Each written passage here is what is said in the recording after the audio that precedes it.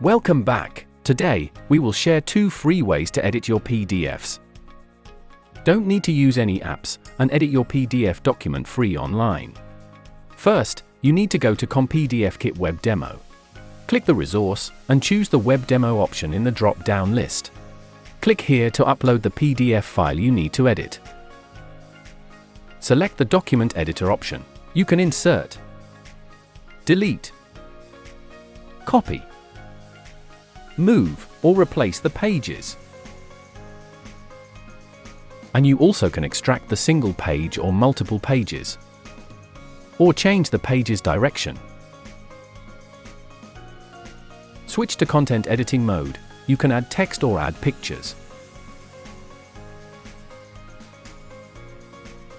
Click here, you can set the properties of text or picture. Of course, you can also change the original text or picture content in the PDF file. When you select the annotation mode, you can add annotations to your PDF file in different forms, such as highlights, notes, shapes, etc. Of course, there are more features. Just visit ComPDFKit Web Demo to experience it directly. Edit PDF documents using PDF Reader Pro, which powered by ComPDFKit.